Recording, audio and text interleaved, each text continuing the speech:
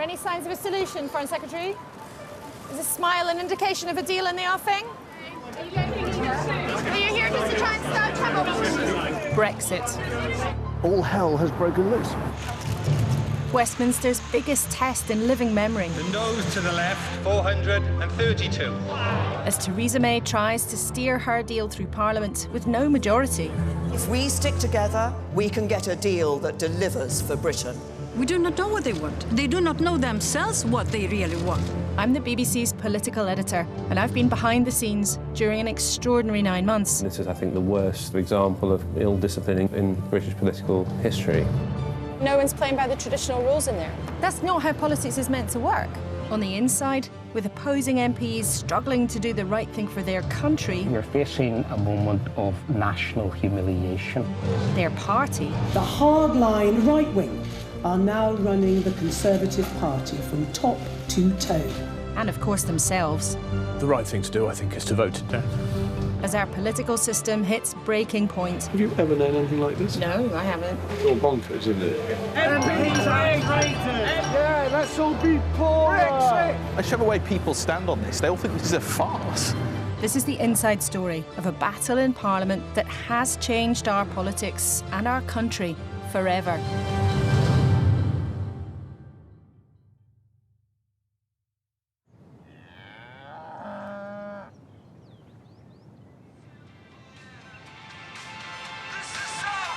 Well, I picked the wrong record there, didn't I? So damn simple, I don't think so. We're talking Brexit, the Cabinet in with the Prime Minister trying to agree on Britain's line. Gosh, wouldn't you like to be a fly on the wall at that? Absolutely.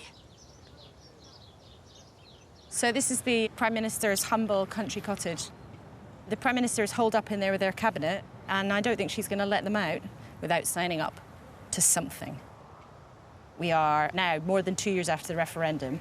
We're meant to be out in March, and it seems extraordinary that they're only having these conversations really now.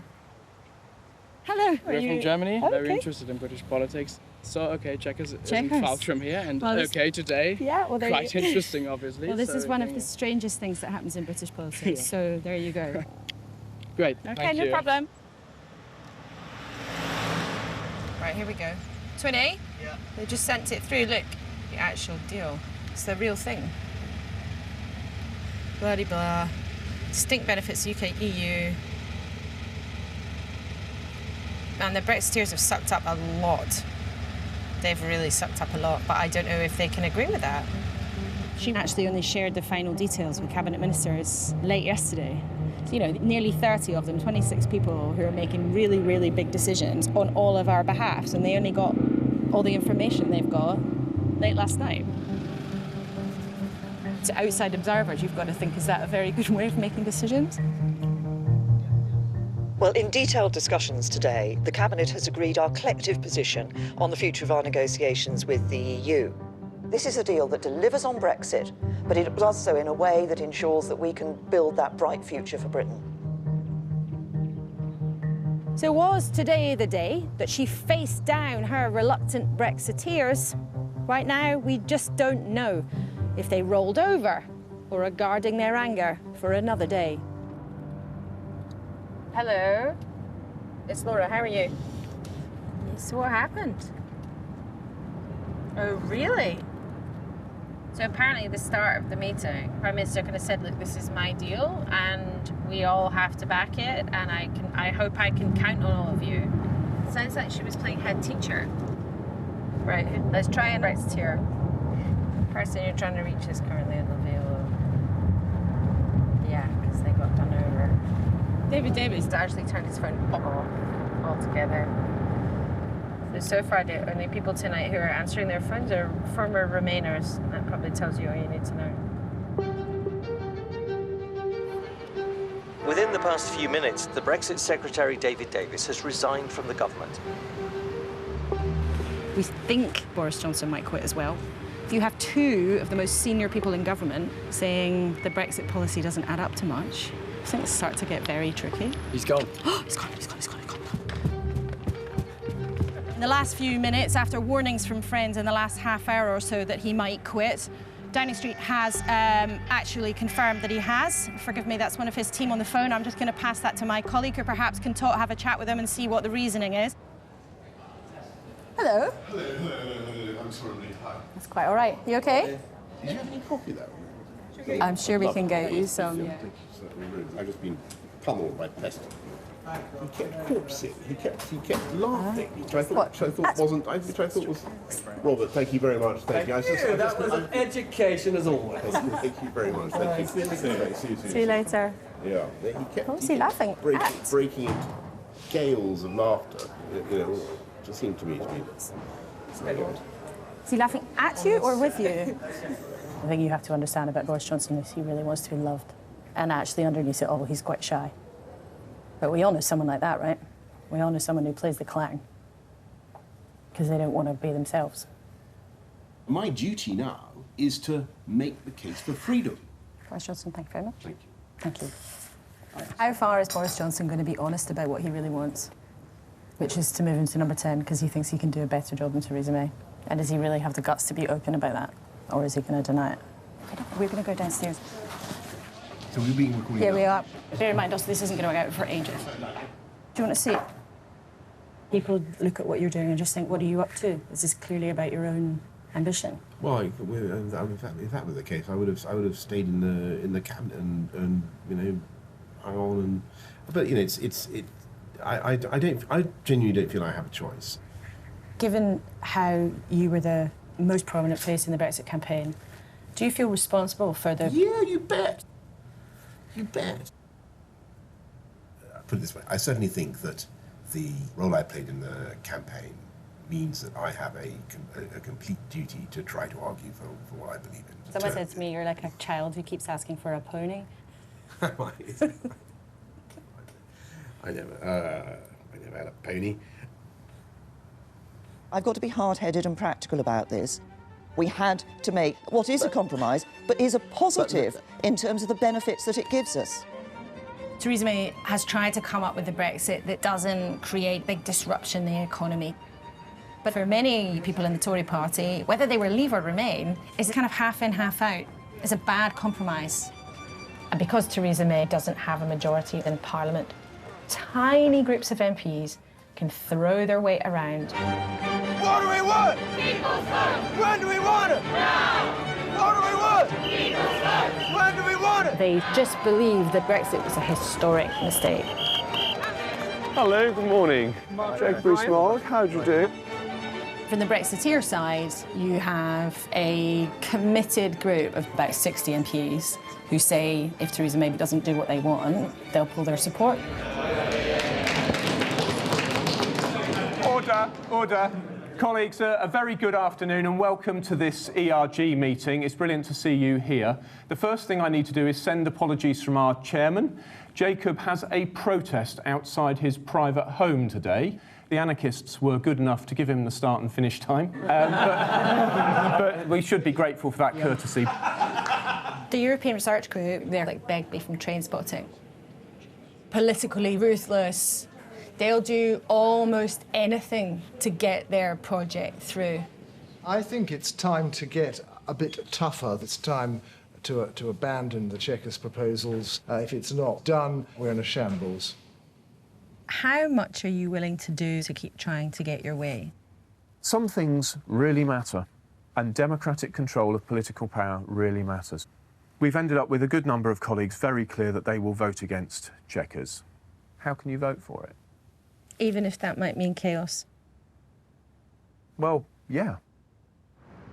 You've got so many different factions. So there's one group who definitely want a second referendum. You've got another group who definitely want a hard Brexit. And then us. So that's how... We just definitely want it all to go away. The Brexit Delivery Group, which is led by Simon Hart, represent most MPs in the Tory party.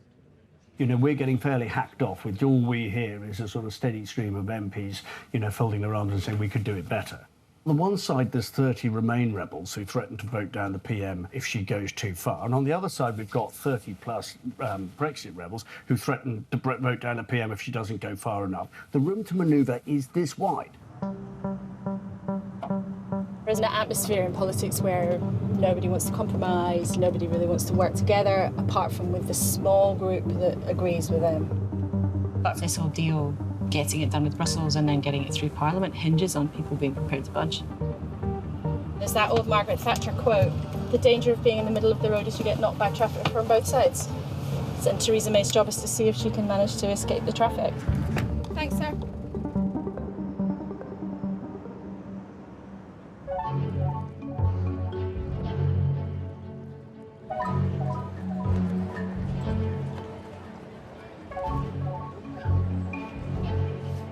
Free stickers! Unlike Brexit, which is going to cost a fortune! Party conferences are strange goldfish bowls where people who love politics get together. And parties also sometimes have to make some decisions. Right, here we go. I've long thought that Brexit is a complete disaster. And what's the only way out of that? Well, the only way I can see is that you put a deal back to the people. Can you hear us, Jeremy Corbyn? Listen to us. Give us a people's vote. Party leadership have been very reluctant to do what the majority of Labour Party members do, which is try to stop Brexit somehow. Jeremy Corbyn and John McDonnell don't really want to stop Brexit, but there's huge pressure on them in their party to do so. If the Prime Minister returns with a deal that does not meet our tests, we will vote against her deal. We must have other options. That must include campaigning for a public vote.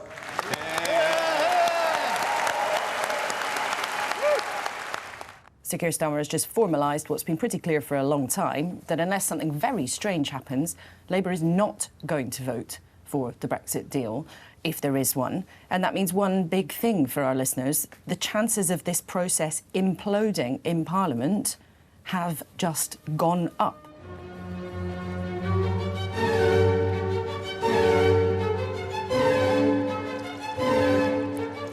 Tory conference might be very, very bumpy, because a big chunk of Theresa May's own party hate her Brexit deal. And there's now a really, really concerted campaign to try to kill it off. Away with the doom and gloom mongers. We can do it on our own, we can do it better. I will argue passionately we need to seek the further consent of the people. If Boris Johnson is the court jester, this is the Tory court. So how could he not come and do a turn? Instead of reasserting our ability to make our laws, the UK will be effectively paraded in manacles down the Rue de la Loi like karatekas. It is a constitutional outrage. Are you going first? Yes. Right, can we just plug you in into your mic? Yeah, sure. Have we checked the Prime Minister's mic? Yeah. She's going to hate it. I'm not going to enjoy it. It's going to be like paved all round. Are we ready to go? Theresa May takes the responsibility she has massively seriously, and she carries it heavily. She doesn't do small talk. She doesn't want to gossip. She wants to talk about things that matter. Hello. Hi, how are you doing? No, not at all. How are you doing? For the sake of wearing a dress again today. I know, I did the same. So I have to adjust my... and adjust the... It's the dropping it down moment. Adjust it at the top as well. Okay, that's fine, I'll do it. Yeah.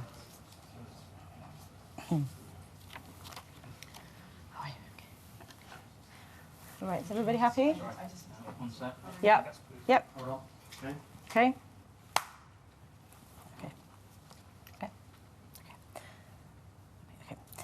Firstly, Prime Minister, did you watch Boris Johnson's speech this afternoon? No, this afternoon I've been meeting activists, I've been talking to people about the conference, and I've been seeing a party that is in really good heart. Well, people were certainly in good heart in the Boris Johnson speech. More than 1,000 people cheered him for suggesting, demanding that you drop your Chequers compromise plan. Well, there are one or two things that Boris said that I am cross about. Theresa May's a very controlled person, so for her to admit, yeah, that makes me quite cross, it's probably what you or me would say, totally, utterly, completely incandescent. I can't even talk to you right now, I'm so angry.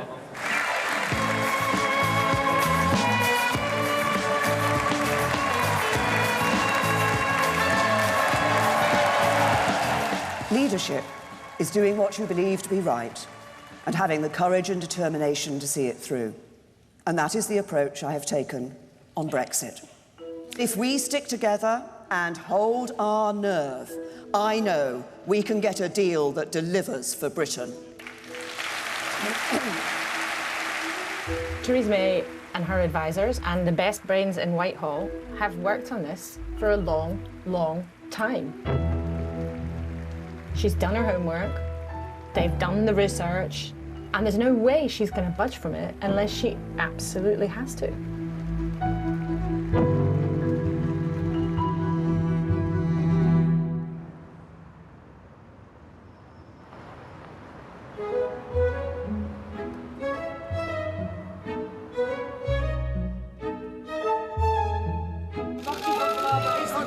My hope was that today we will have a concrete solution on the table, but it looks like it will not be a deal today.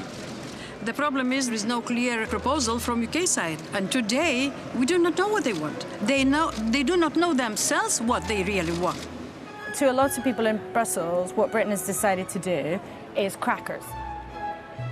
For them, it's like watching your relative, who always seemed to be the boring, sensible and important one, and then they're suddenly the one who goes completely off the rails and starts drinking a bottle of vodka every night and going out till 4 in the morning.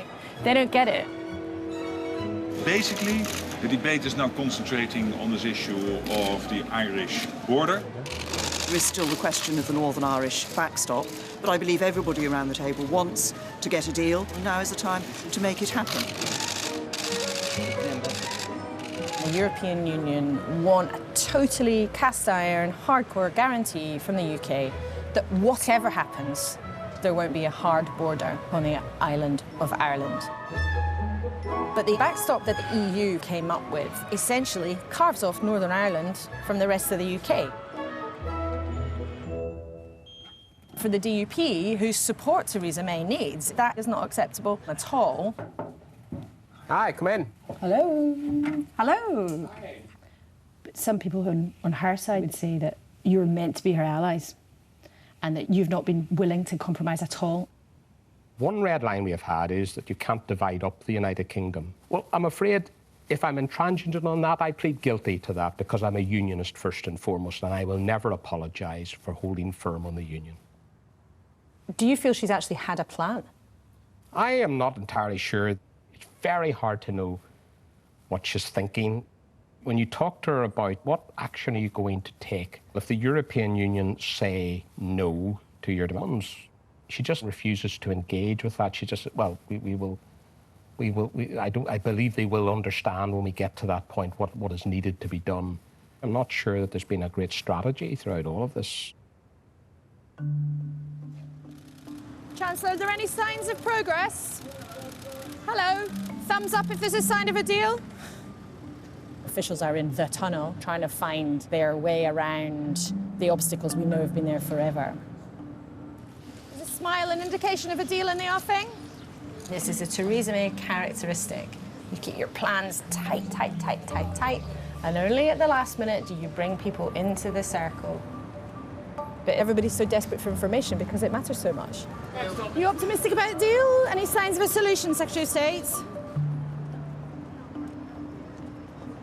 When I started working in this world, sure, things happened that you didn't expect, but really, the foundations of what was going on were never going to really move.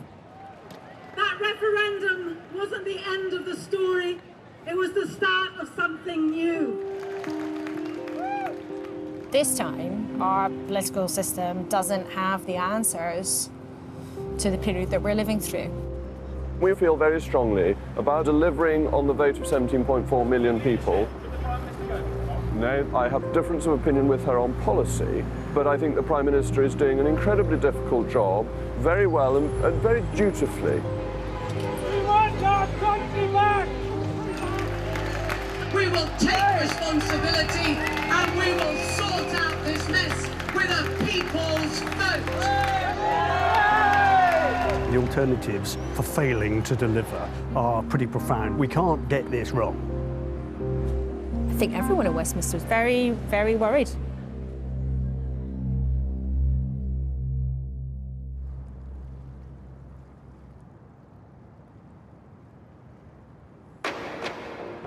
Tonight at 10, after many months of negotiating, London and Brussels have produced a draft agreement on Brexit.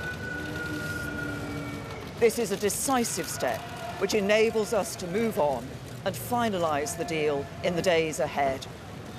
And I firmly believe, with my head and my heart, that this is a decision which is in the best interests of our entire United Kingdom. You tell me when, I'll take my cue from you, yeah? So her deal is on.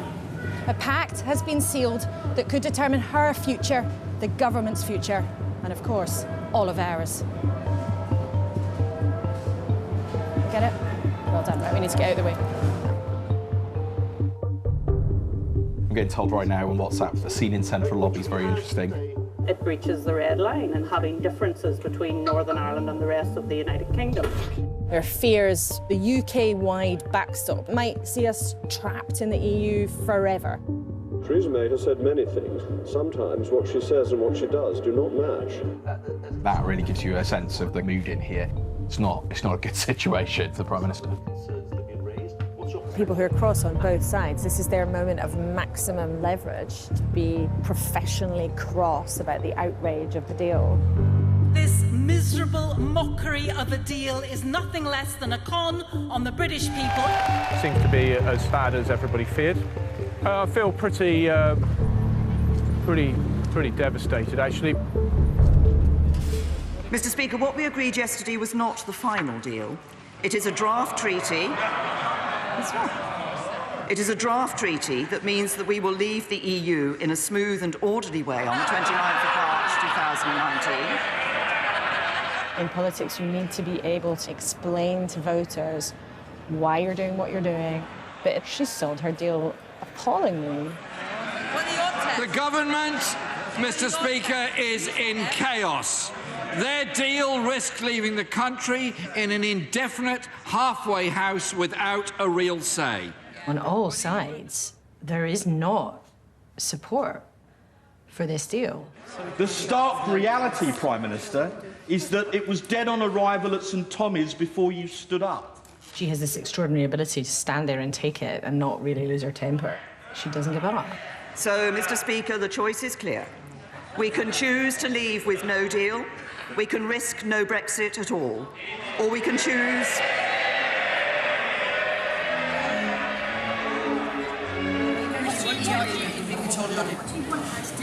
I think there are many people in the Conservative Party, not just in Parliament, but in the country at large, who feel that her service now should come to an end. There seems to be a certain interest in today's proceedings.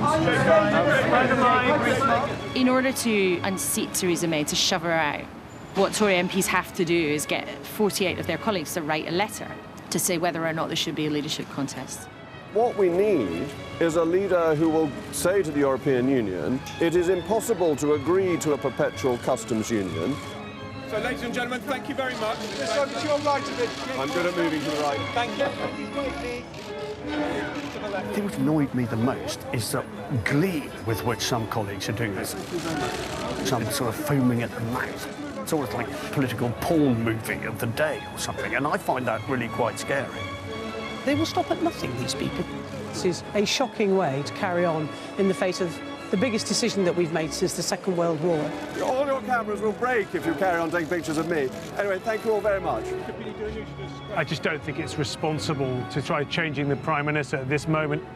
She's a human being, trying to do the best she can, and surrounded by this circus. Party, it is therefore entirely constitutional, and dare I say to Newsnight, coup is the wrong word. It's an amazing experience to be there in front of the cameras, because it's quite intimidating to see so many people sticking a camera at your face, but that's history, I suppose. From Theresa May in the next few minutes. If an overwhelming number of letters has already gone in, she might be about to resign. Here we go. Leadership is about making the right decisions, not taking the easy decisions. As Prime Minister, my job is to get the best deal for Britain, and that's exactly what I am focused on doing. I'm absolutely flabbergasted. That was the usual carry-on regardless speech. I think the Prime Minister's starting to look really detached from the reality of what's going on in Parliament and the Conservative Party. Hello. You're a hero. Thanks so much. I really appreciate you telling me. Cheers. Cheers. Bye. So that's during her speech. People have recalled me to say the letters are going in. So I would have thought confidence vote next week.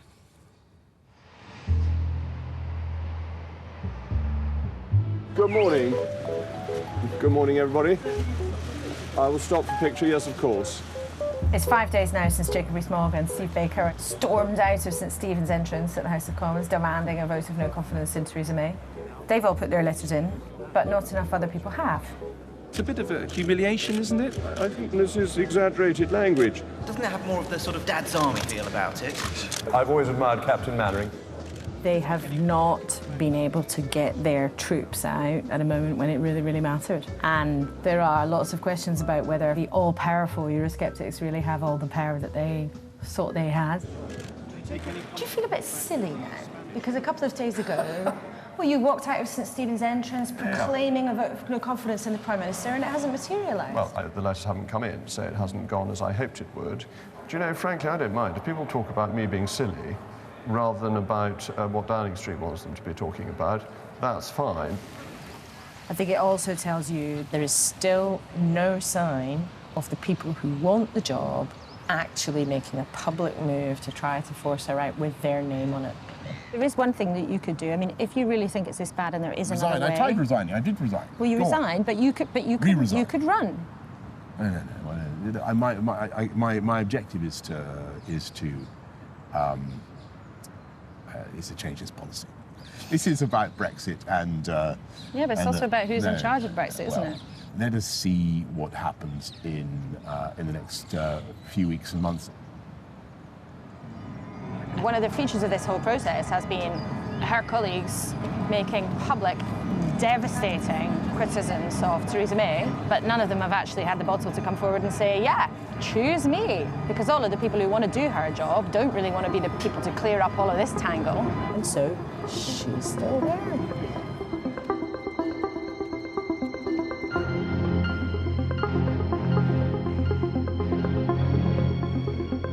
Before Christmas, MPs will vote on this deal. It will be one of the most significant votes that Parliament has held for many years. And I will make the case for this deal with all my heart.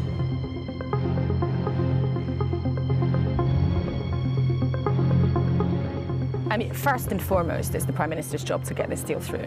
But the second most important person helping her get it through, whose job it is explicitly, is the Chief Whip, Julian Smith. And he's probably got the hardest job of any Chief Whip in decades. Well, good morning, everybody. Good weekends? Excellent.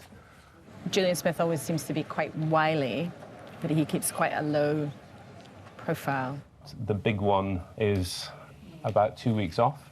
I think if it was possible to cancel all social engagements and anything other than complete focus on this task, I'd appreciate it. Our biggest priority has to be how do we make sure that all of the specific issues that colleagues have are addressed, and perhaps we could just talk a little bit about those issues. I think the concern is still just the backstop, is the resounding noise from colleagues that I'm hearing. Yeah. Although there are other things for some colleagues. I'm afraid I'm going to echo the same thing. It is the backstop, so there's still some work to be done there. Yeah.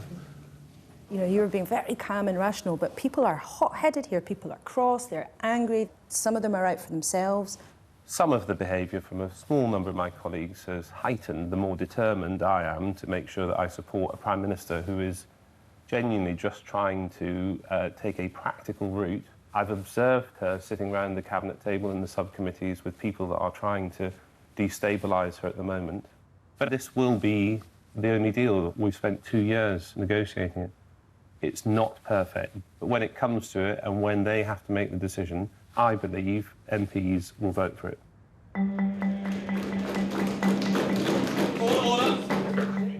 Thank you all for coming. It's very good to see such a fine turnout. Bernard Jenkins is going to hand out a sheet that we can all use out and about We want to know what we ought to be saying on the media, what we ought to be saying to our constituents on what is wrong with the deal as it stands. The Irish border issue has been blown out of all proportion precisely in order to trap us. If once we're in the backstop we can only escape by leave of the European Union, we'll be in it forever. I'm afraid we are in the midst of a huge battle for our democracy against the combined might of the state and the Conservative Party again. I mean, it's never-ending. It's like a never-ending nightmare. Well, I think the trouble is that everybody's in such an entrenched position that no matter how much time is bought, I don't think very much changes. My own personal view is that we need the informed consent of the public. The government should pivot to the deal subject to a people's vote. You don't come into politics to rebel against the party that's given you the opportunity to be a member of this House. But on something of such importance, you have to do with what you think is right for the country. I mean, this is verging on a conscience issue, actually. The Prime Minister, she has never reached out to build a genuine consensus. She went into the negotiation on her terms, and then she's come back to the House to try to negotiate it with the House of Commons. It is a situation, I'm afraid to say, of her own making. 5, 4, 3, 2, 1. Almost every moment of every day right now, you're just reminded this is why she had the election in 2017. She called that election so that she would have more friends on her side in Parliament, so that she would be able to get Brexit through. But they bodged the campaign and she actually lost her majority. So this one enormous gamble, which went against her character, actually was an enormous act of self-sabotage. And every time she walks into Downing Street, she must just wonder to herself, what on earth was I thinking?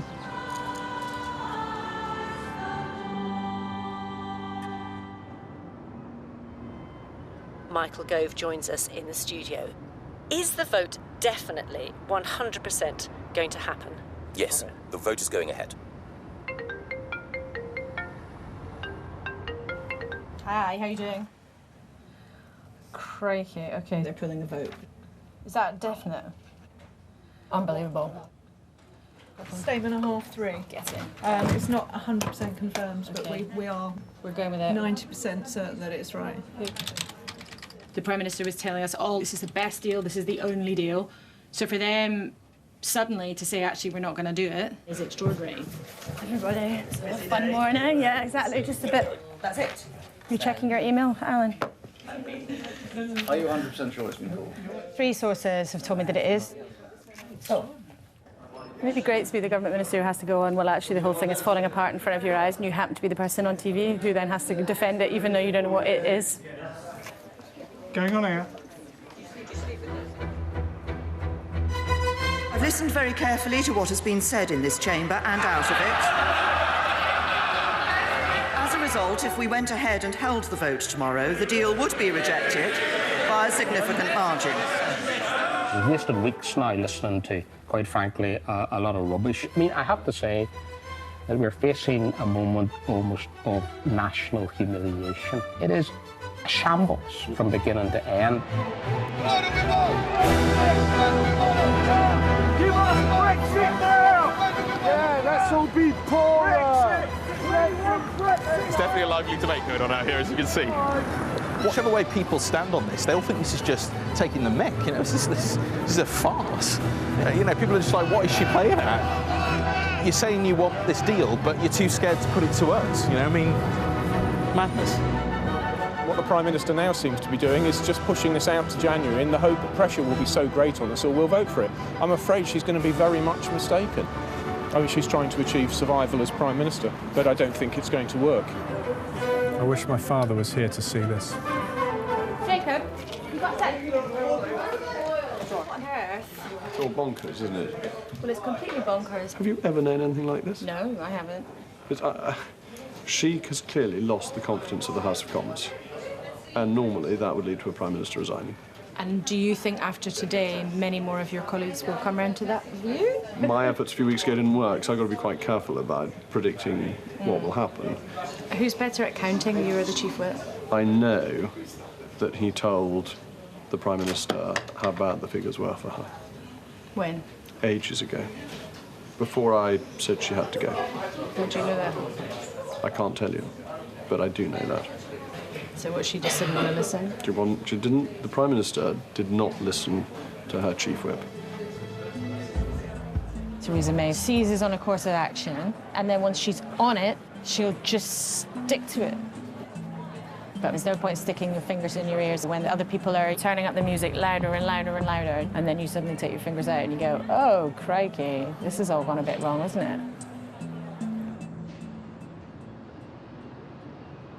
It is 18 minutes to 8, and we have heard literally in the last few minutes that the magic 48 letters has been reached. Here we go. The Prime Minister sweeping down to Parliament for one of the most important days of her career. She has 9 hours from now to persuade her colleagues that she is the person to lead the country and has earned the right to keep her job. All hell has broken loose. The Prime Minister's supporters are now all out in force trying to grab control of the story. It's a power struggle. Can I do these guys relatively well? Because I booked with them. Obsessed, single-minded, nothing else matters to them except leaving the EU on their terms. And having the vote now, I simply ask the question, why? For what purpose? There's members of the public standing around thinking, what on earth is going on? You know, it's like a pantomime with no jokes. For or against Theresa May? For. Or against lunacy, whichever way you look at it. How does this look to people who are expecting us to deliver the most complicated negotiation of all time? Makes us look like we're involved in some kind of student debating society. The message it sends, I think, is ridiculous. The result of the ballot held this evening, the parliamentary party does have confidence.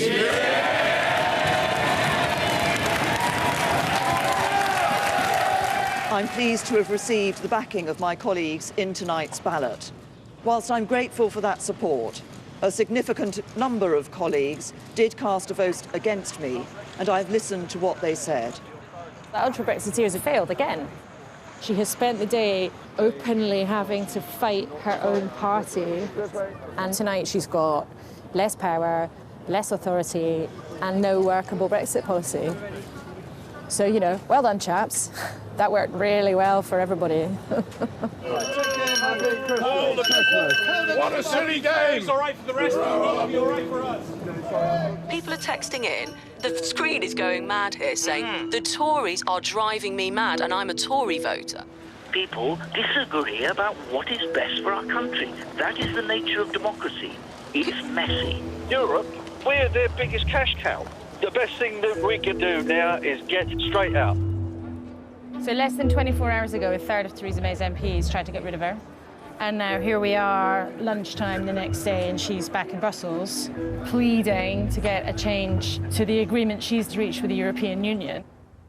You just have to wonder what it must feel like, right? You've got 27 pairs of eyes from other countries all looking at her. Must be very, very lonely. I'm not sure that Theresa May would be very pleased if we actually sat in her chair. No, not even for the family album. Write a note inside the... What would you write? Good luck. Good luck. Best of British. No, I just said that we are ready to help. We are ready to help. And I know the concerns there are in the House of Commons about this issue of the backstop, and what I'll be talking to European leaders about here today is about what I think is we need to get this deal over the line. There's precious little chance at this stage that the EU is going to do anything substantial to help Theresa May out, because from their point of view, it's a legal agreement that has been reached after more than 18 months of work by officials, and it was also reached on the basis that Theresa May felt she'd be able to get it through Parliament. It was Theresa May's judgment that it would fly. So why should they trust what she says the next time? Today, Prime Minister May informed the leaders about the difficulties with ratifying the deal and asked for further assurances. The European Council reconfirms it is not open for renegotiation. She's so angry. You can tell she's so cross. I I've never seen two leaders like remonstrate and have a row like that before. Especially not Theresa May. I mean, she never gives anything away. She kept her job because she promised her colleagues she would be able to get something out of the EU today. And she's going to go home with nothing. But then, what was she meant to do? To compromise towards a softer Brexit, then risk being taken out by the Eurosceptics? Or come here and say, oh, actually, after 2 years, I now want a cleaner Brexit. And then when she gets home, have a kind of avalanche coming from the other way. You know, that's why it is an almost impossible situation.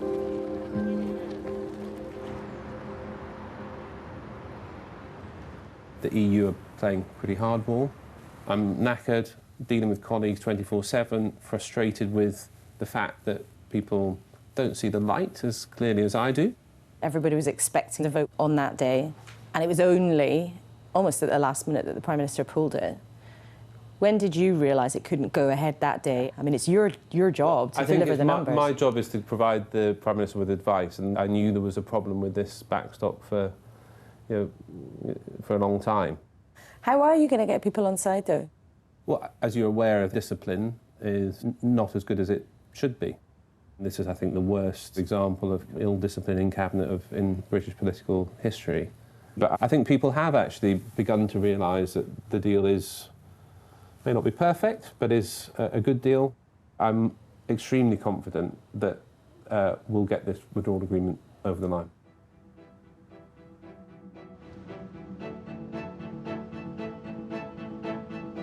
Two and a half years since the EU referendum, and MPs are within a few hours of getting their big opportunity to vote on the Brexit agreement. Mr Davies, good morning. Are you really going to go ahead with what might end up collapsing the government? Why should it collapse the government? My strong sense is we've got a very, very united vote coming in this evening for us. Prime Minister pulled the vote just over 5 weeks ago saying that she was going to get changes and she hasn't got any. And that's why I think she's going to face such difficulty on the vote tonight. I'll be voting against the deal. I cannot vote for something that I know full well is going to make my constituents poorer. Thank you very much, Adam. Thank you. You've got to be responsible. And you've also got to be in a position where you say to your children and your grandchildren, with complete pride, this is what I did. Do you think you'll be able to vote with us? Brilliant. That's a relief. Thanks a lot. See you later. Bye-bye. We think what's right is to vote this deal down hard, and I think we'll be glad in a few years that we took a stand today for the right deal for our country. As members of Parliament, we have a duty to serve not our own self-interest nor that of our parties, but the people we were elected to represent. And if we back this deal tonight, we can show the people that their voices have been heard, that our politics can and does deliver. And I commend this motion to the House. Clear the lobby! Right, here we go. I cannot think of another occasion when a Prime Minister has gone ahead with a vote that they know they're going to lose. But she's boxed in now. She has to tear the plaster off and find out what's really underneath. Order! Order. The ayes to the right, 202. The noes to the left, 432. Wow, that's amazing. It's a feat of 230. Wow. Because you can hear people going, that is so much worse than they thought. It is clear that the House does not support this deal, but tonight's vote tells us nothing about what it does support. There was quite a lot of serious faces because I think people realised the magnitude of what they were doing here. This is not normal politics, but to be positive, I think this is politics working. I'm quite proud of this Parliament this evening because it's made an analysis that this deal is not in the best interest of the country and it's standing firm. When we have had other referenda, either Parliament mirrored the public or the public mirrored Parliament, and the kind of establishment basically got its way. And in 2016, that mirror cracked. And that two-way bargain, where Parliament's kind of reflecting where most people are, that went sour. The public set Parliament a task, and they haven't been able to meet it so far.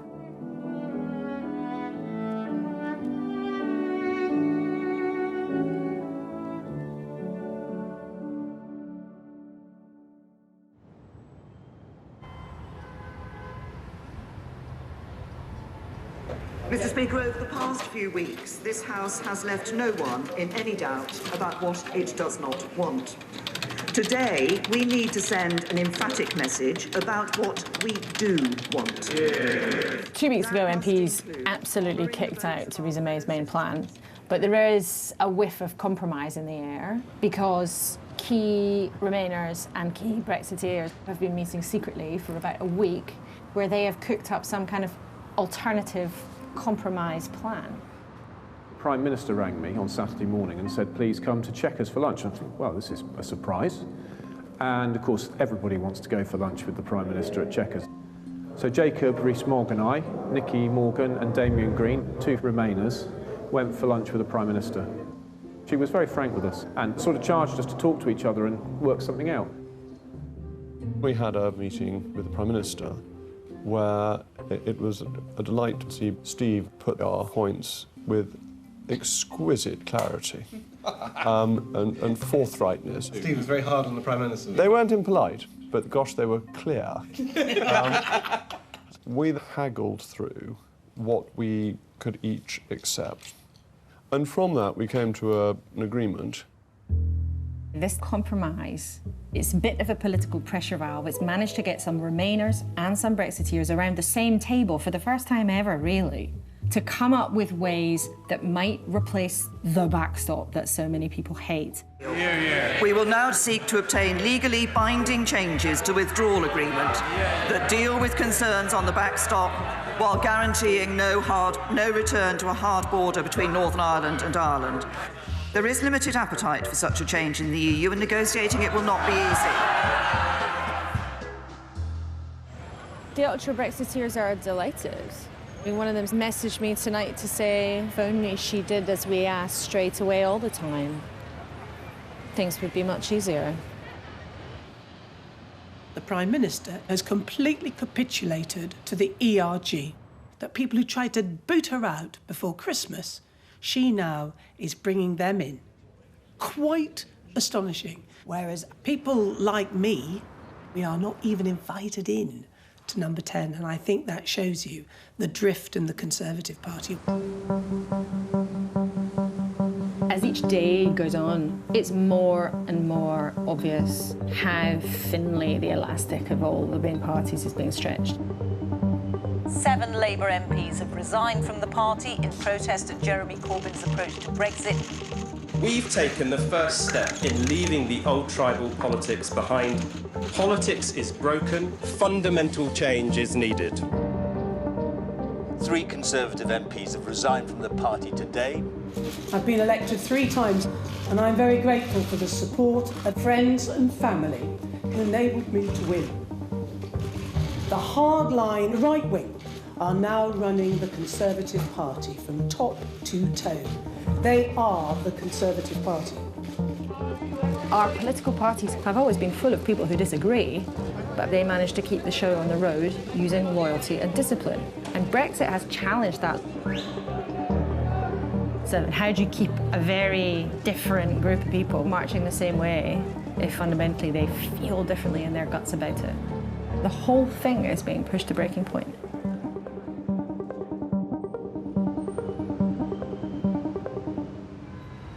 The Prime Minister has left for Strasbourg this evening for unscheduled talks.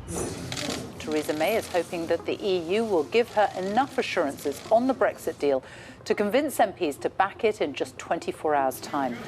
Which one of you blinked first?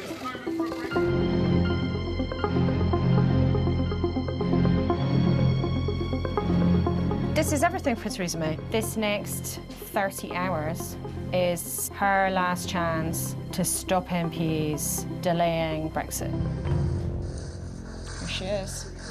They all look knackered. Aren't we all? And what we have secured is very clearly that the backstop cannot become permanent. Now is the time to come together and to deliver on the instruction of the British people. Clever last gasp politics here. Brexiteers need to have a rubber stamp from Geoffrey Cox, the Attorney General, saying, yeah, it's fine, actually, legally it's changed the situation. If he doesn't do that, they won't move. This is a really grave moment in our history. I mean, I think we all feel considerably burdened by the responsibility. The truth is, right now, most of us would love to vote for the deal and just stop this division and misery, because it is miserable now.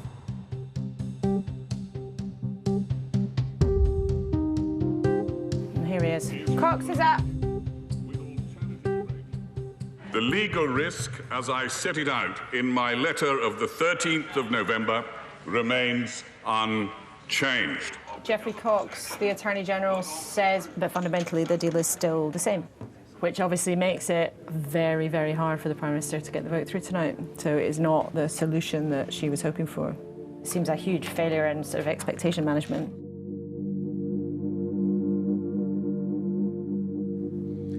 Geoffrey Cox has given an honest opinion, but it's an honest opinion that doesn't help the government's case. It's very hard to see any way that anybody who's the interests of the union at heart could vote for it as it stands. But I feel a disappointment, not anger, but disappointment that we find ourselves in this position. I'm afraid nothing has changed again. We all wanted to be able to vote for the deal today. We're being asked to choose between Brexit in name only and the risk of no Brexit.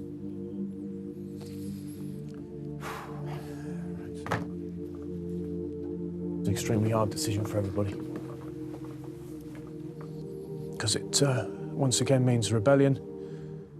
We've had one or two colleagues have decided they're going to vote for it because they fear that if they don't vote for this, they'll get no Brexit at all.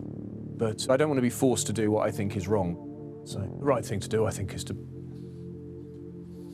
vote it down.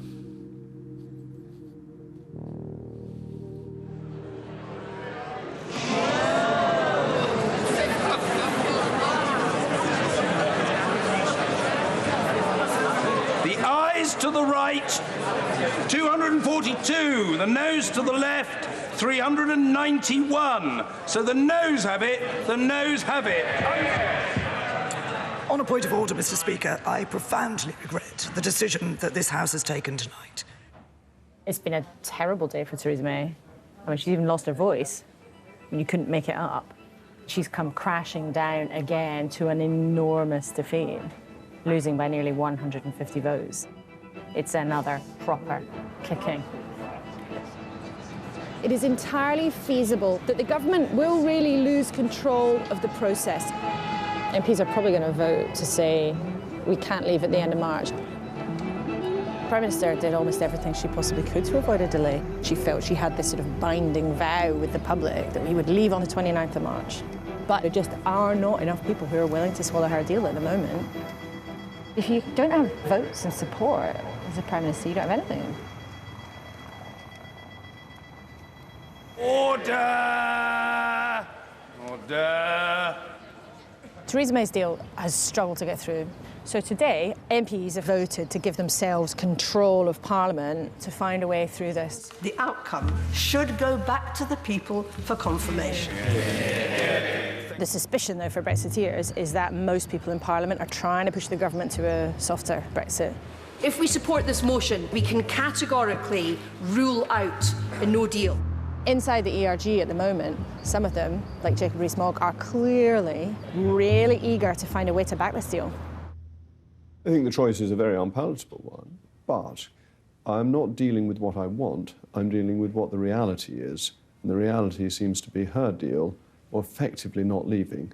And not leaving is the worst possible result. Theresa May has signalled that she will stand down if she wins support for her EU withdrawal deal. Prime Minister said she'll quit if it means she gets her deal through. But it may have been a completely pointless sacrifice, because in the last 10 minutes, the DUP, whose support she also needs, have said, no, we're not going to back you. Without the DUP's votes, the deal isn't going through. That's a disaster for Theresa May. I had a lengthy meeting this afternoon with the Prime Minister. We went over how we have reached this place, and I reminded her of the letters that we wrote outlining our concerns, our warnings about the backstop. That advice Those warnings were ignored. And I think today I saw a real sign of the Prime Minister's bitter regret at having ignored that.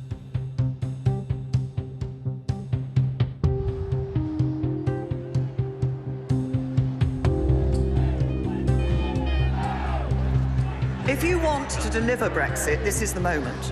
If you're passionate about making sure that the United Kingdom leaves the European Union, back this motion. The ayes to the right, 286.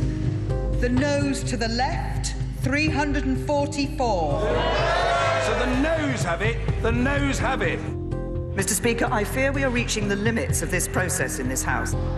The implications of the House's decision are grave. What annoys me is that it's the people who were so passionate about that referendum, they're the ones who killed it.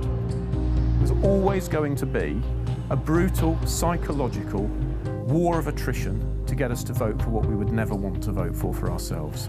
But I decided I'm just not surrendering. I'm never voting for this deal. This whole thing has unleashed kind of political chaos. We're talking here in your office while Tommy Robinson is on a stage outside with hundreds of people frustrated about Brexit getting stuck like this. Do you accept now there's chaos and partly that's down to you? I think,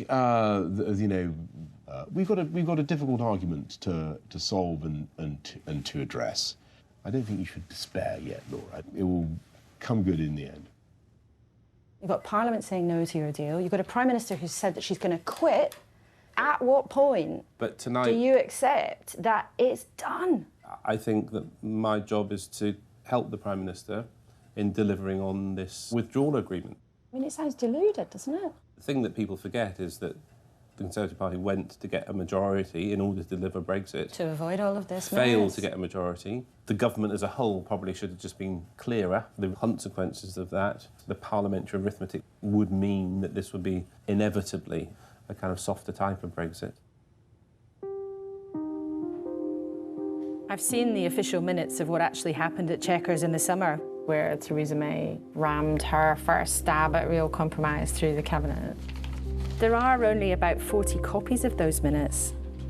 And I've seen in black and white that minister after minister after minister had grave reservations about the kind of compromise which she was trying to do. It's not in line with our core promise. There has to be a clear plan B. Pretty much all the outcomes are unacceptable. These documents bring us full circle to where this whole journey began. And they show how much worry there was then about the potential impossibility of getting it done.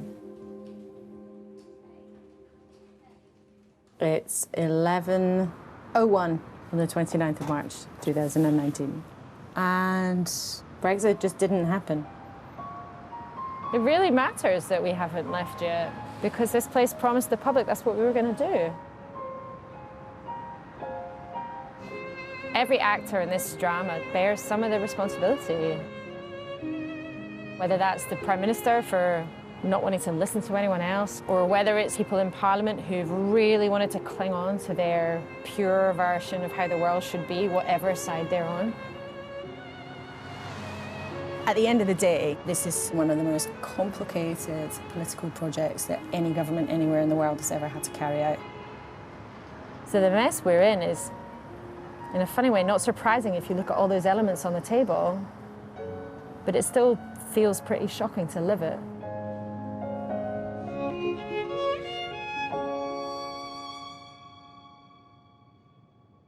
To quiz your knowledge of Brexit and explore the opportunities and consequences of leaving the EU, visit bbc.co.uk/BrexitStorm. Follow the links to the Open University.